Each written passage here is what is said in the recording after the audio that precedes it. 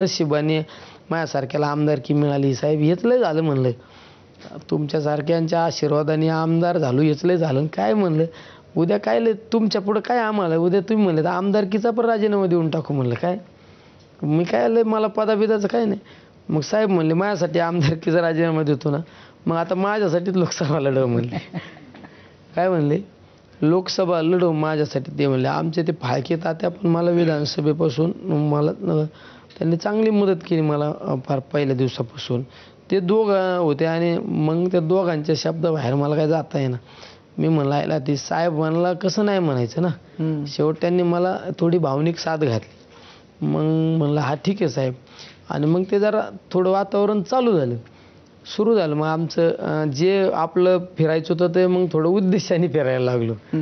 पण थोडं कुणी विचारलं तर काय आपल्याला काय लोकसभा नाही लढवायची बा, आपलं काही काम आहे का, असं थोडं डायव्हर्ट करत जायचं. पत्रकार असू नाही तर तुमचे कुणी असू आपण. पण साहेबांनी शब्द घेतला.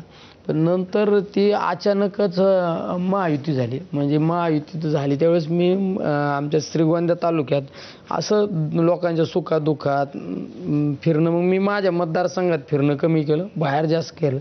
तर म्हणलं आता लढायचंच म्हणलं होतं, तयारी तर करावं लागेल ना. उद्या जाऊन द्या काय होईल ते, उद्या लईच परत हट्टच केला तर मग कपडे काढले होते, लढावं लागेल ना म्हणलं. मग आपलं तयारी तर करावं लागेल ना. आणि असं फिरत असताना मी संध्याकाळी सुप्याला गेस्ट हाऊसला आलो. आम्ही मिटिंगा होत्या काही. मला दादांचा फोन आला, अरे तू कुठं आहे. मी म्हणलं मी मतदारसंघात. का हो दादा. ते म्हणले उद्या ये म्हणले. कुठं ये म्हणले मुंबईला. म्हणलं हा येतो. आम्हाला वाटलं त्यावेळेस आधी मेळावा झाला होता पक्षाचा. म्हणलं प्रदेशाध्यक्षाचा विषय असू शकतो काहीतरी. मला परत तास दीड तासांनी तुम्हाला प्रदेशाध्यक्ष होऊ आपण असं वाटत होतं. नाही प्रदेशाध्यक्षाचा विषय असू शकतो म्हणलं, एखाद्या बदलाचा विषय असो. आपल्याला काय वाटत नाही, मला काहीच वाटत नाही. मला हेच मिळाले, हेच लय बोनस मिळाले. म्हणजे त्यांनी बोलावलं परत. मला एक अर्धा एक तासांनी फोन आला. मी लायला मग मला दुसऱ्या दिवशी लय लग्न होते, 50-60 लग्न होते.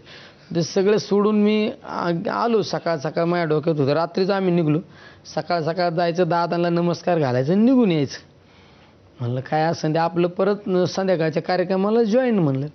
तिथं गेल्यानंतर आत एंट्री केल्या मला भुजबळ साहेब दिसले, वळसे पाटील साहेब दिसले, मुश्रीफ साहेब दिसले, हे सगळे, आणि प्रफुल्ल पटेल पण दिसले. हे सगळे दिसल्यामुळे आम्हाला वाटलं हे पक्षाचा काहीतरी निर्णय दिसतोय बा.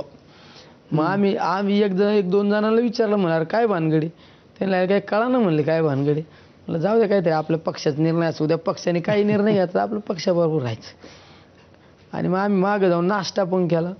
ज्यावेळेस आम्ही गाड्या बोलवल्या, मग आम्हाला नंतर गाड्या बोलवल्या ना आम्हाला नाही, नंतर मला दादांनी बोलून घेतलं. म्हणलं असं आपल्याला निर्णय घ्यायचा. म्हणलं काय आता शेवट नेता असतो ना. म्हणलं ठीक आहे तुम्ही निर्णय घेतला तर आम्हाला काय शेवट आहे का नाही, तुमच्या पुढं थोडं जाता येते. आम्ही गाडीत बसलो, यायला लागलो. वळसे पाटील माझ्या शेजारीत. मी म्हणलं साहेब काय भानगड चालली नेमकं. ते म्हणले काय नाही चल म्हणले. काय म्हणले चल म्हणले. आम्ही गेलो होतो, मी माझ्याबरोबर काय आमदार होते. आम्ही आत बसल्यानंतर दादा तिथं वर स्टेजवर आले. नंतर तिथं शिंदे साहेब आले, देवेंद्र फडणवीस साहेब आले. आमच्या डोळ्याला तर अंधाराच्या आल्या. म्हणजे मी तर असं कडलं बसलेलो होतो. मला तर एका तुमच्याच मीडियावाल्यांनी आला, विचारण्यानी मला विचारलं हे काय चाललंय. आता मलाच कळालं ना काय चाललंय. मी म्हणलं अरे मला काय कळाना बा म्हणलं. मग माझ्या लक्षात आलं आपल्याच्यानी काहीतरी चुकीचं बोलू राहिलं. मग मी ते पोलीस लोक होते, मी म्हणलं अरे यांना बाजूला काढा म्हणलं. म्हणजे आम्ही तिथून निघलो आहे ना, म्हणजे आम्हाला आमचीच गाडी सापडा. पण तरी नंतर या सगळ्या गोष्टी लक्षात आल्यानंतर पण आम्ही काय विचार केला, म्हणजे शेवट एखाद्या माणसाने आपल्यासाठी काहीतरी केलं ना तर त्याच्यासाठी करायचं असतं. मला विधानसभेच्या निवडणुकीला मला बोलून उमेदवारी दादांनी दिली.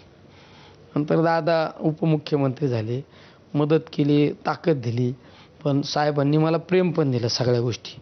म्हणजे या दोन्हींच्या तुलनेत दादांनी कामांच्या माध्यमातून ताकद दिली, सगळं दिलं. तुम्ही पाहिलं असं दादांच्या कुठल्या पण मुलाखतीत मी असो अजून काय आमदारांचे नावं कायम असायचे.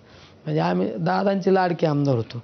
पण त्याचबरोबर ना साहेबांनी इतकं प्रेम दिलं ना, म्हणजे खरं म्हणजे माझ्या आईवडिलांनंतर मला जे प्रेम दिलं असं साहेबांनी प्रेम दिलं. म्हणजे ज्या ज्या गोष्टी मी कधी 410 फ्लाईटमध्ये ते विमान असतं ना त्याच्यात कधी बसलो नाही त्याच्यात साहेबांनी